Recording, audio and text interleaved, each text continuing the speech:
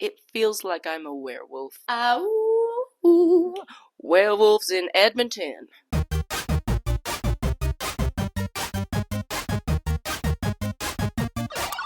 Hello friends, welcome or welcome back. Premenstrual dysphoric disorder impacts 1.6% of uterus havers, but I don't see too many people talking about it. I don't know why I said but, because 1.6 is not a big number, but it's not a small number, is it? Premenstrual dysphoric disorder, or PMDD, is a severe, sometimes disabling extension of the premenstrual syndrome that we all know and love as PMS. But it's not PMS. PMDD causes extreme mood shifts that can absolutely disrupt daily life and damage your personal relationships. So what's happening with PMDD exactly? What's going on?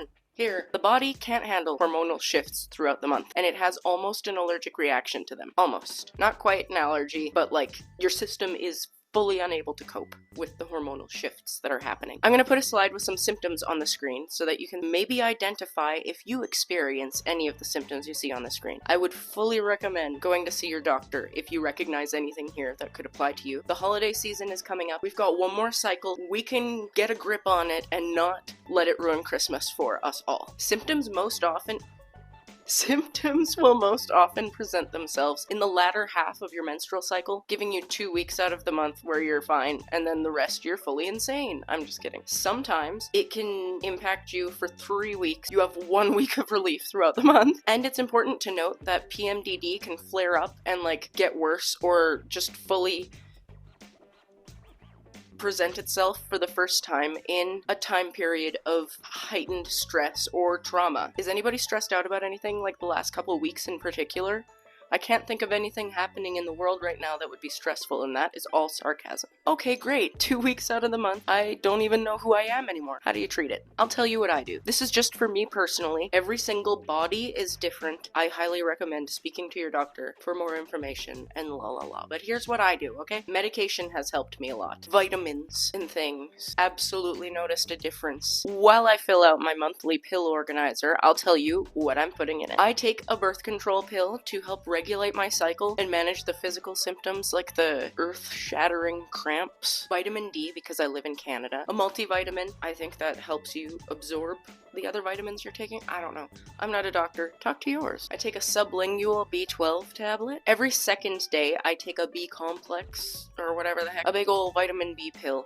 And I used to take it every day, and I noticed that my urine was fluorescent yellow. The internet told me that that's because it's not absorbing, and so I figured I'm on a budget here. I don't want to literally flush half the bottle down the toilet every month. So I take one every second day, and now my pee looks like pee. A while back, my doctor suggested that I take an iron supplement, so I do that. I personally take it a few days leading up to my period, and then a couple days into it. I have noticed I don't feel as fatigued when I'm waiting for Aunt Flo to land. Usually there's a couple days where I'm just so tired. I am a rock. To prevent me from changing my name to Dwayne, I take an iron supplement, and it helps a little. From day 13-ish to 28, I hang out with Lexi. For those of you who don't know, that's Alexa Pro. That is an SSRI. And listen, Lexi herself, in essence, in theory, Lexi's great, but she's not interested in the same things as me all the time. I can't scream cry when I'm watching anime if Lexi's in town. I'm glad to only have her here for a couple weeks out of the month. It doesn't disrupt too much and helps with emotional regulation and not having the complex PTSD right on top of PMDD's back and make everything weird. Some other ways that I manage PMDD: I should limit my caffeine intake. I'm not going to. I do make a point to move my body every day, and that's easy for me because I have a dog that needs to be walked, but it really helps with the joint and muscle stiffness and pain that happens every couple weeks like clockwork, just like everything else. That was the first indicator that I had PMDD, is that it was like clockwork every 2 weeks.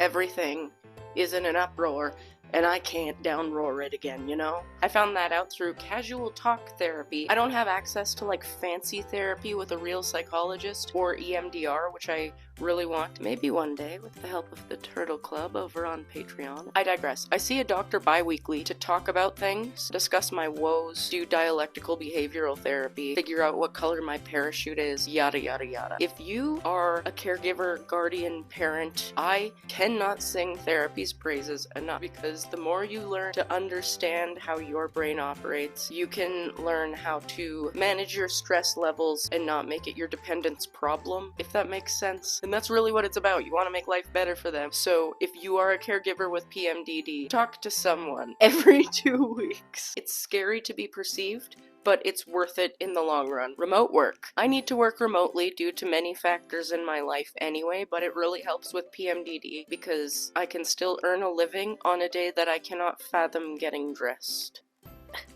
I don't know if you can see, but I'm absolutely wearing pajama pants right now. They have skiing dinosaurs on them. If I'm being honest, it also helps during the days that I can't keep my feelings off of my face. If I don't have to show anyone my face, I can't hurt their feelings with it by accident. That's a joke.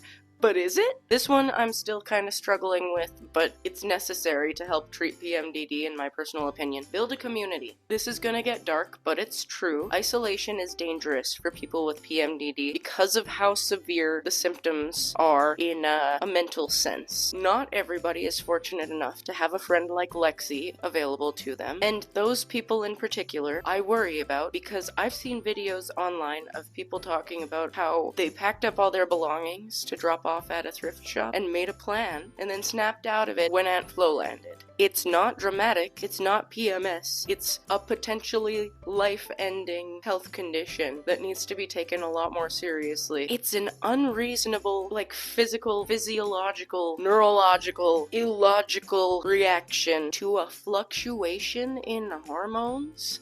Your body doing what it's supposed to do makes your body do things it's not supposed to do. And that is such a frustrating thing that so many people with so many chronic illnesses have to live with. I cannot stand it. And you know what? The stigma. I hardly know. If you have PMDD or any other chronic illness, keep your tits up. That's from The Marvelous Mrs. Maisel. I made that. If you are a person with PMDD or any other chronic illness, for that matter, that does not make you incapable or unfit or not suitable to achieve your dreams. In my case, PMDD is a huge disruption to my life and limits my capacity like clockwork. With persistent treatment, this is definitely manageable, and it's a very uncomfortable way to live, but you know what? I'm gonna tell you something that I kind of wish somebody would tell me, every 14 to 17 days. You are not failing. As you are, without fixing yourself, you are loved beyond measure, and not having you here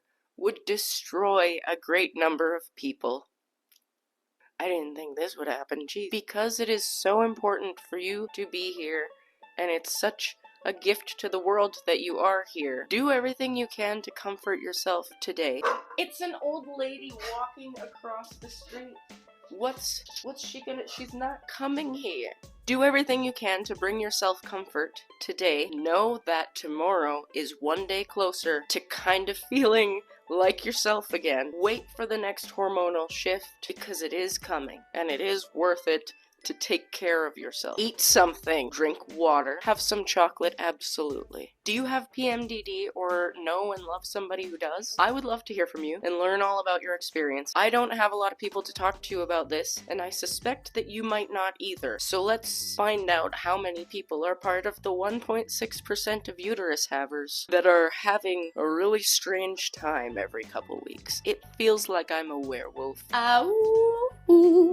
Werewolves in Edmonton. Thank you so much for watching. Thank you for being here. Thank you for staying. And huge shout out to the Turtle Club over on Patreon who make this possible. Don't forget to be kind to yourself and others today, and I'll see you again soon. Bye!